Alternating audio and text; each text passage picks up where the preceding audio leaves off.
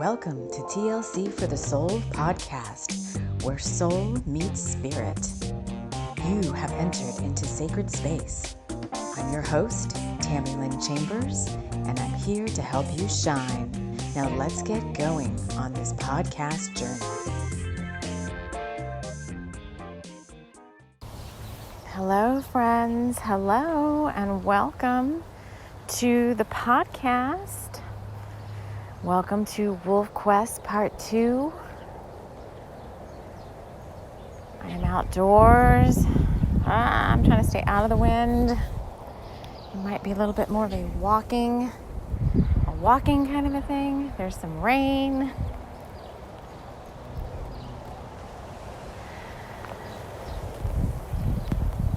I'll take you on my little morning walk with me.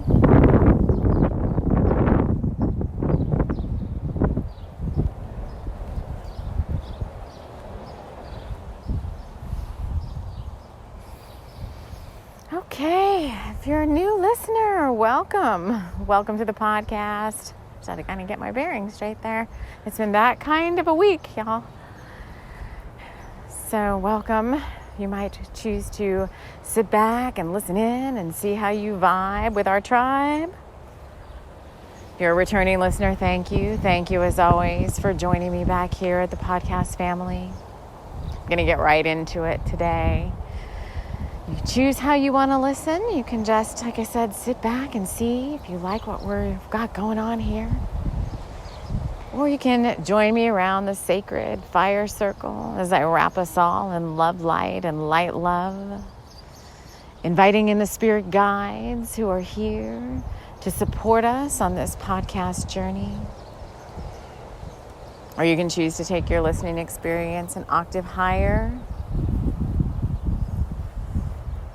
Invite in your own spirit guides, totems, wisdom keepers, power animals, angels, deities, whoever you would like to join you around the sacred fire circle.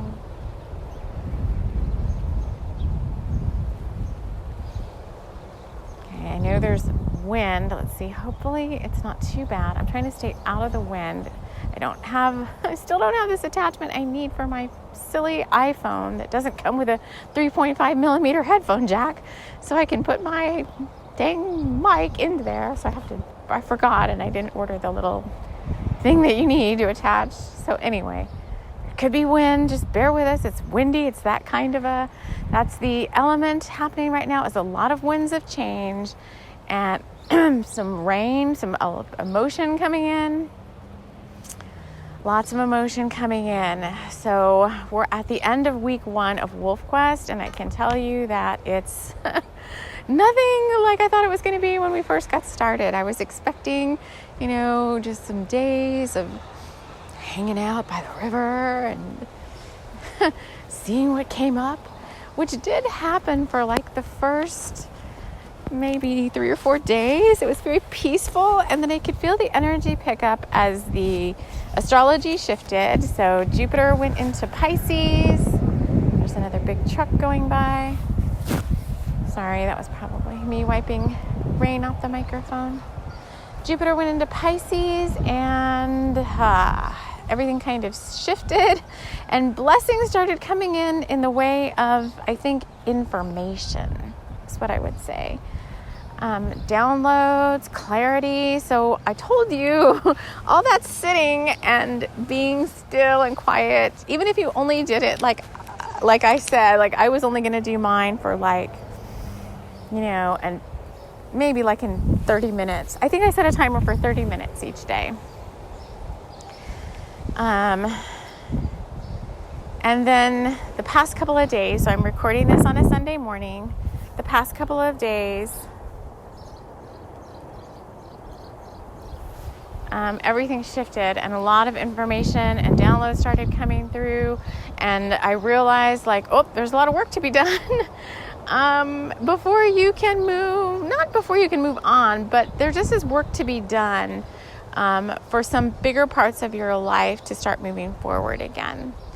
So I don't know if you were sensing that at all, but a lot of past life stuff came up to be healed, stuff I wasn't really expecting, but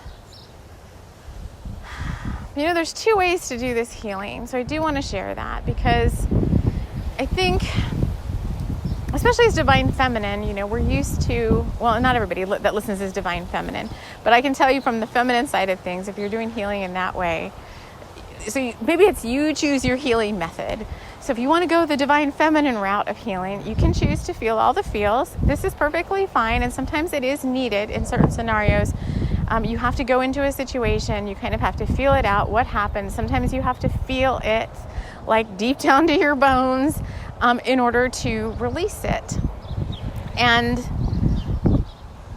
kind of like be done with it for good, because we get into so much of these like onions of healing, layers of onions of healing that I don't want it to take like freaking years to like be over some past lifetime. I just want to get done with it.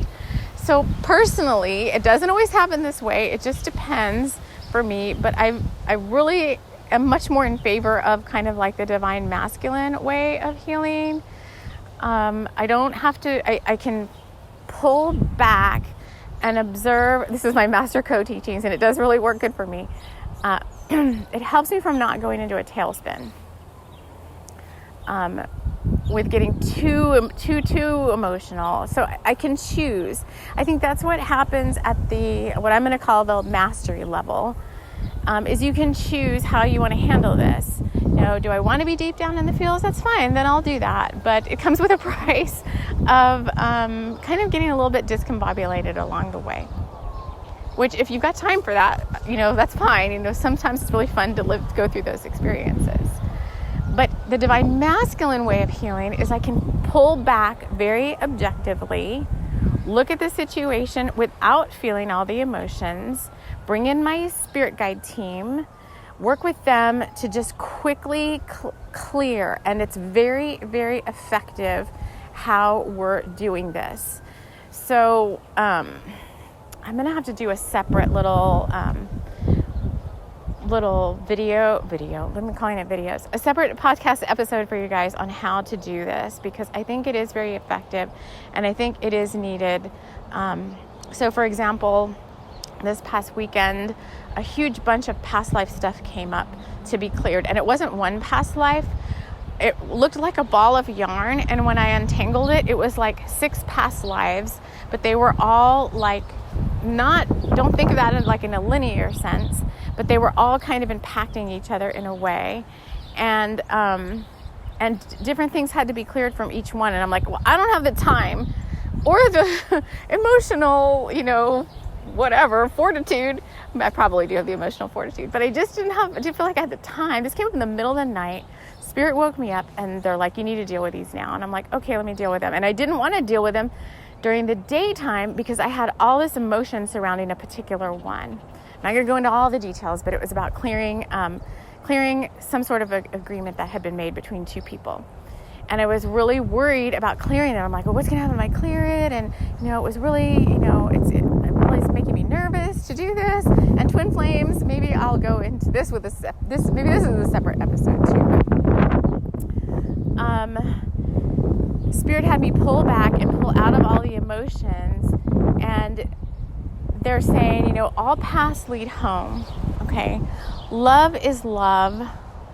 And you don't have to make additional agreements with people. This was kind of like an agreement with someone, like, I'm going to love you forever and ever to the end of time, and I'm always going to be there with you forever and ever and ever and ever and ever. This was the type of agreement that had been made, and it was sealed with blood. So blood pact. Oh, I'm getting so many chills. And so I didn't want to delete it because I was like, well, that's like a special little agreement that was made. And Spirit's like, pull back, TLC, pull back, Tammy Lynn Chambers. They pulled me way back, and I told them, well, then show me in a more scientific way, in a more quantum physics kind of way, what this agreement really is in the overall scheme of things. And they said, well, you created a redundant loop. You created redundancy in the code. So you created a redundant piece of code, or a redundant kind of a timeline loop that wasn't necessary. For those of you that are really into the science of spirituality, You created a timeline loop that wasn't necessary because the original bond between the two parties is already there, coming straight from source. So for you twin flames and you people that are in these types of relationships where you really feel like so close to another person, the original bond is already there. It comes straight from source. It's part of your soul agreement. It's part of your soul lineage that you are energetically like close to certain people. They just keep coming up in your life. And so when you create quote unquote redundant code by making pacts, blood pacts and agreements with people, it just is messy. It's messy and it's not good programming. And so coming from an IT background, when I saw it like that, it doesn't hurt anything, but it kind of muddies the water. It kind of contributes to the ball of yarn in a way that I don't want a ball of yarn. I want like straight, even lines of good code, good lines of good code, because this lifetime, this new earth now, we are able to create our new realities moving forward. We are the creators of our realities. And a lot of us came here to like clean up all these redundant lines of code, clean up all these past lifetimes with all the crap, the emotional stuff that's weighing us down. And let's get on with it. But we can't get on with it. We can't create the new when we've got like bad programming, redundant lines of code, and stuff out there that's just messy and old code. Old code is all these old past lifetimes. We can't create new code on top of like old bad code. So when they showed it to me like that, I was like, okay, I'm here right now in this lifetime to create new, better timelines and relationships moving forward with whoever's part of my soul family, my soul tribe, the collective, whatever I'm here, whatever work you're here to have me do. So at that point, I didn't have to feel all the feels around, well, why am I deleting this blood pact? It means so much to me. I was just like, okay, I can see now. Thank you for showing me. And I just went in and I just worked with the other party in 5D to just delete the darn thing and get it out of there. And I was like, I didn't have to cry for hours. And I felt really good afterwards because I understood. And this is part of like moving up a level, I guess, into how you are working with energy. So I just feel like personally, I'm getting better at that. I'm able to go in more objectively at times and do certain types of work. And I feel like a lot of you listening, either this is going to be an activation for you where you're going to be like, yeah, that means something to me. I'm going to go check it out, like what it means for me. Or, there's just too much wind here. Or, it's just going to activate something in you, like an old memory, an old lifetime that needs to have some clearing or something done is going to come up, and then you're going to remember. Well, you might remember. Some people remember, some people don't. You'll be like, oh, I remember hearing something about that, where I can just kind of more objectively deal with it. Little bugs are flying at me. So it's been an interesting last 24 hours, and there was other work that was done in the middle of the night with all these lifetimes. So if I'm that busy, I know maybe a lot of you are that busy. A lot of things are coming up as part of this Wolf Quest. And we said, if you haven't listened to Wolf Quest yet, and you've made it this far, and you're like, what the heck is this one I'm talking about? You've just been listening just to listen. Part 1 is there. It's like 2 episodes back, past the Dream Lab, which is also part of the work that we're doing right now. And I will speak about Dream Lab in the second part of Dream Lab later on this week. But I did want to just share this update, share where we're at. I do feel like things are going to be moving forward now. There is forward motion. There's action steps to take based on all the stuff you learned during your quest. I do feel like the podcast will resume its normal programming this coming weekend. So I'm gonna take another little time out this week to get ready for June, because I want to kind of have stuff ready for us for June, our June energy forecast and all of that. So this week I'm taking that time away from the podcast, from creating new stuff, to create stuff for June. We're going to be working with the sea, the ocean. We're going to be working with selkies and water, and I might need it here to like quell all the heat, but we've got a lot of stuff already coming up for June. We've got eclipses we need to deal with and all of that good stuff. So the only episode for next week will be the second part of the Dream Lab. And I can say so far, if you're following that, no big revelations about dreams, although I am getting better about waking up, writing them down, and remembering more of them. So it's just practicing there. And if you haven't heard that and you want to participate, a lot of people are listening to that one, and you can catch that. That's one episode back. Let me just check in, see with our guides if there's anything. Yeah, I think it's just short and sweet. If there's anything coming up during Wolf Quest, that you are questioning, definitely check in with your higher self, with your guides. You can see me over on Instagram. I do post different types of updates over there periodically. I don't really do free questions anymore. It just takes up a lot of time. I used to in my messages. But if there's something that you really need extra help with in resolving, I'm happy to help, and all of my services are listed over on my website. So you can take a look at that. All right, guys. Well, I'm still going to continue my Vision Quest practice this coming week. Kind of closing it out, seeing what else the lone wolf has for us. We're coming up towards the full moon lunar eclipse in Sagittarius. I want to make sure we're all prepared for that. And I think it's just really a very, very interesting time right now. I've got new stories coming for us in June. We're going to get back to storytelling. We're going to get back to metaphors and magic. But I've really enjoyed this time away. It's been very fruitful, and I hope it has been for you too. So I want to thank you, friends, so much for joining me here on the podcast. And we will see you all again soon in the next episode. Take care.